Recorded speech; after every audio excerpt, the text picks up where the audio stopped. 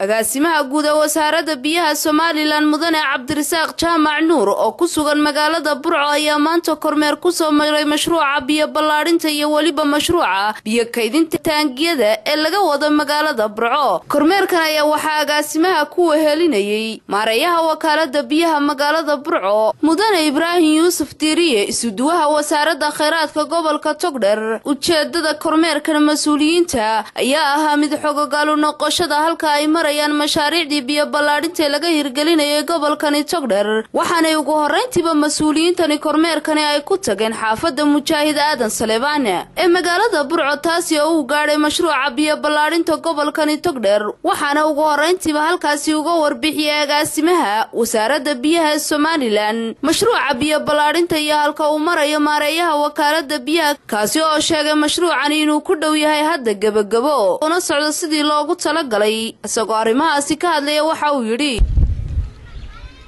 laba qaybood buu ahaa. qayb waxay ahayd in laymanku ay DB-yada tagaan, qaybna laymanka magaalada loo jiiday ayay ahayd. qaybtii ay DB-yada 40% inay fushay baan filayaa, waayo saddexdii IDB xaqan iska xigay kii ugu dambeeyay baan maanta maraynaa.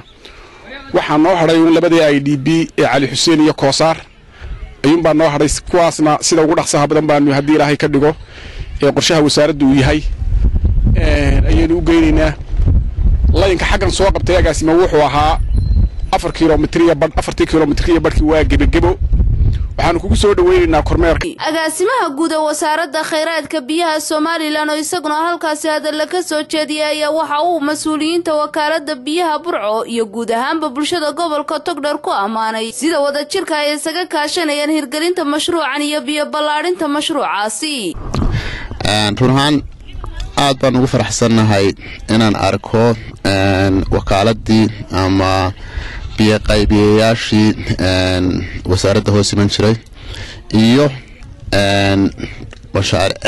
iyo donoriskii ama hay'adihii iyagu keligood shaqada qaban jiray ee aynan badiba shaqo ku lahaan jirin oo maanta wada shaqeynaya. gudoomiyaha xaafadda Aadan Saleebaan ayaa isaguna dhankiisa u mahad celiyay wasaaradda biyaha Soomaaliland mashruucan qiimaha weyn ugu fadhiya bulshooyinka gobolka Togdheer iyo sida hagar la'aanta ay ugu tafaxayteen sidii uu mashruucan u hirgeli lahaa. aad iyo aad baan u soo dhaweynaynaa, waana biyo aad iyo aad loogu baahnaa. biyo la'aan baa ka jirtay xaafadda. arrintanna waxa weeye waxay ka taraysaa wax weyn ay ka taraysaa nolosha oo dhan biyaha ay ku xidhan yihiin. aad iyo aadna waan ugu mahadnaqaynaa wax qabadka fiican ay muujiyeen wasaaradda biyaha ee Soomaaliland iyo wakaaladda iyo cid kastoo kale gacan siineysaba waanu mahadnaqaynaa. mas'uuliyiinta ayaa waxa ay sidoo kale kormeer ku soo mareen mashruuca dayactirka taangiyada iyo waliba 2 taangi oo cusub oo laga hirgelinayo magaalada Burco kuwaasi oo qayb ka ah mashruuca biyo ballaarinta ee laga wado magaaladani Burco. Wabarwaaqo Aadan Maxmed, shabakadda caalamiga Odweyne News, magaalada Burco.